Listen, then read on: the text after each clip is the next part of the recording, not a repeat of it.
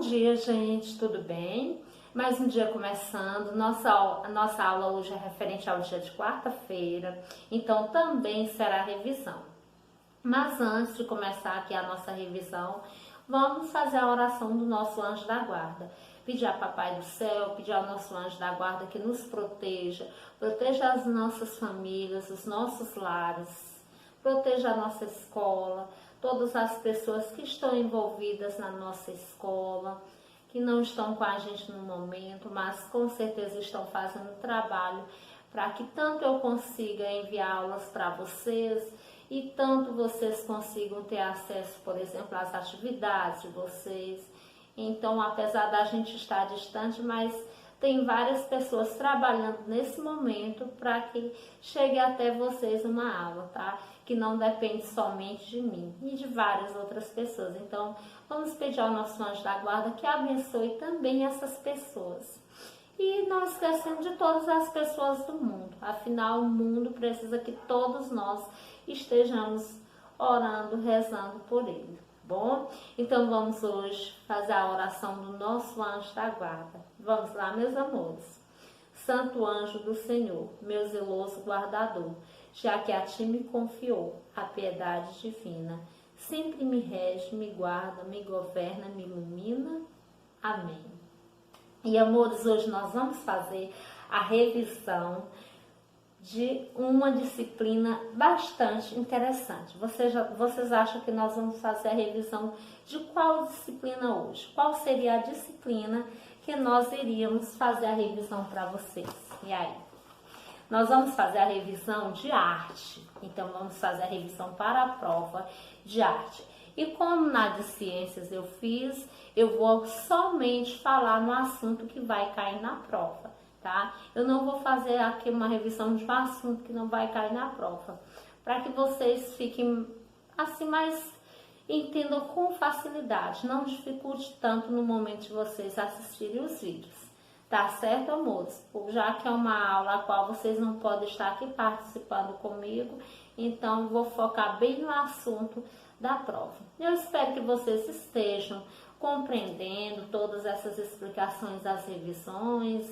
A gente está fazendo o máximo para que vocês não só assistam vídeo. É interessante que vocês não só assistam vídeo para dizer que assistiram a aula, mas é interessante que vocês aprendam. Então, cada planejamento da gente, a gente está pensando na aprendizagem de vocês. Então, que isso fique bem claro, que a gente não fique fingindo que está aprendendo, que eu aqui não finja que estou dando uma aula para vocês, que não seja um fingimento só porque a gente tem que fazer isso, não. Mas que eu procuro da melhor forma possível tentar passar o conteúdo para que vocês compreendam. Não só para que vocês façam uma prova e atinjam uma nota, mas para que vocês aprendam. Afinal, a escola é isso, não é mesmo?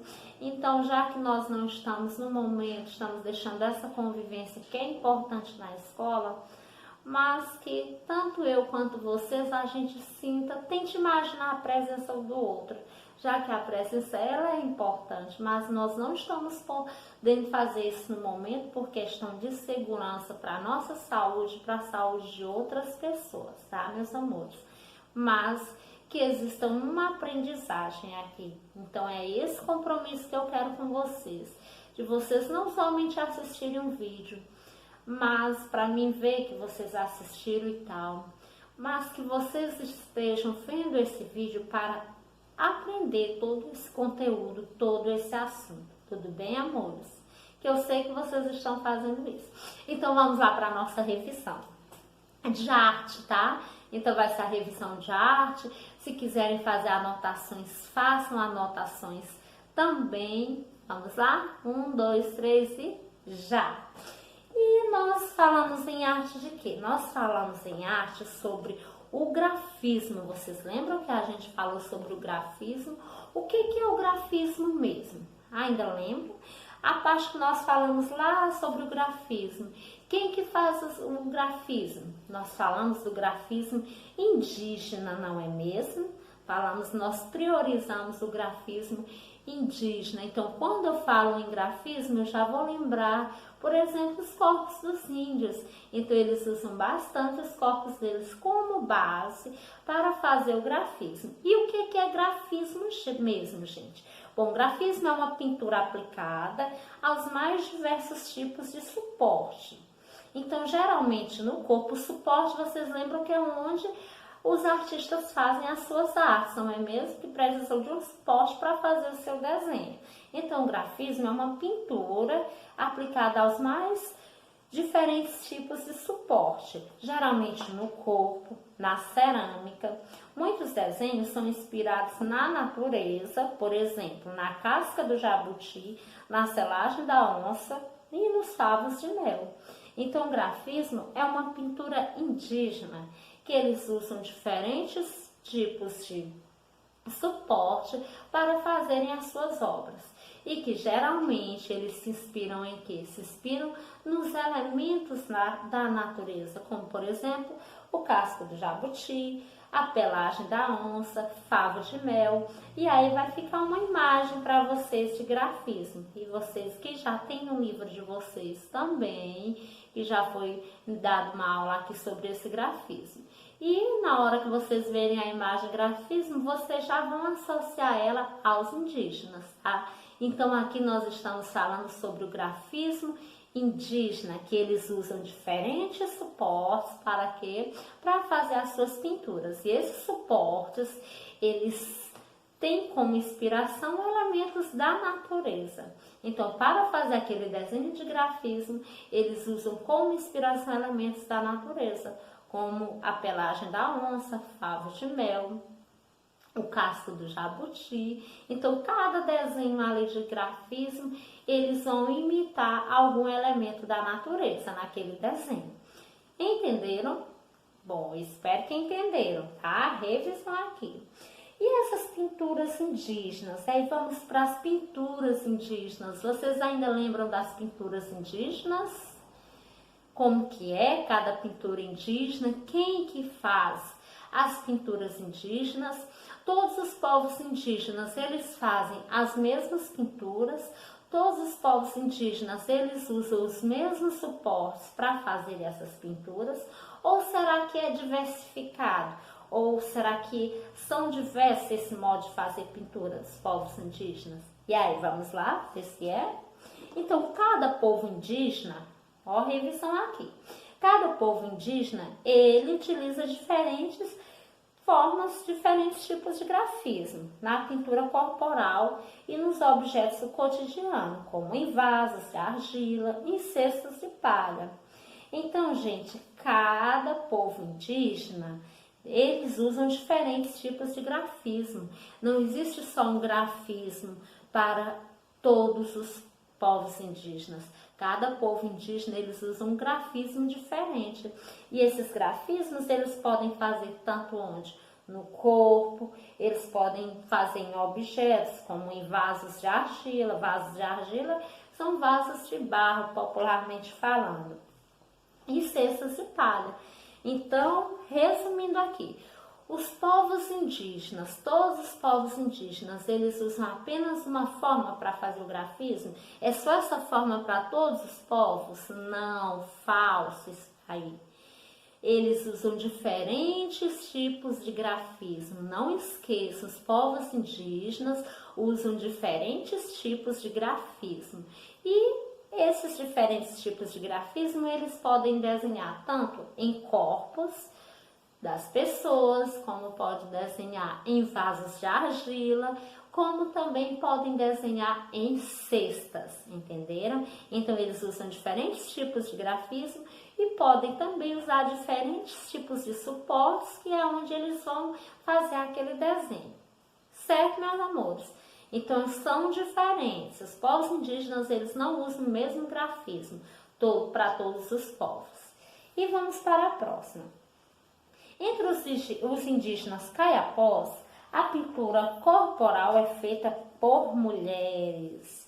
Então, entre os indígenas caiapós, a pintura corporal, ela é feita por quem? Ela é feita por mulheres. Não é pelos homens. Então, entre os indígenas caiapós, são as mulheres que fazem a pintura do grafismo, não são os homens. Entre os índios caiapós, quem faz a pintura do grafismo nos corpos são quem? As mulheres. E no livro de vocês até tem imagens dela fazendo isso. Eu não vou deixar aqui, porque em um outro vídeo da aula de arte eu já deixei essas imagens, tá, meus amores? E aí vamos para o próximo. E nós vamos falar de um artista que fez toda a diferença para a arte. É Juan Gris. Juan Gris. Está escrito Joan, tá? J-U-A-N, mas o J aqui vai ter um som de R. Então é Juan Gris. Mas está escrito no livro de vocês Joan, tá? Está escrito Joan. Para não confundir eu falar Juan e vocês, professora, não tem esse nome aqui. Então, está escrito Joan, a gente pronuncia Juan. Então, Juan Gris, também Juan Gris, foi um dos grandes nomes do movimento cubista. Então, gente, Juan Gris, ele foi o quê? Ele foi um dos grandes nomes do movimento cubista. Ele fez parte desse movimento cubista. Era um movimento qual ele dava prioridade, Juan Gris. Então, se eu colocar outros autores, outros artistas, por exemplo, nós vamos lembrar de Juan Gris, que ele fez parte do movimento cubista. E agora vamos saber, vocês lembram que movimento cubista é esse? O movimento cubista também vai cair na prova. Esse movimento cubista, ele fala de quê? Quais são as principais características do movimento cubista que o Juan Gris participou? E as principais características do movimento cubista, gente, é o quê? São as formas geométricas para retratar a natureza. Vocês lembram que os artistas, eles fazem uso das formas geométricas, não é? Então, uma das principais características do movimento cubista foram quais? Foi o uso das formas geométricas para retratar a natureza. E vocês, voltando aqui, a gente lembra que os artistas daquela época, eles sempre retratavam a natureza. Pois bem, qual foi a principal característica do movimento cubista? Foi o quê? Movimento cubista que Juan Gris fez parte, foi um dos nomes do movimento cubista. Qual a principal característica desse movimento? É o quê?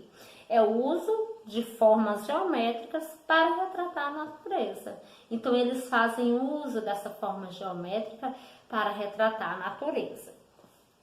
E aqui nós vamos para um outro assunto aqui, que é o origami, não é?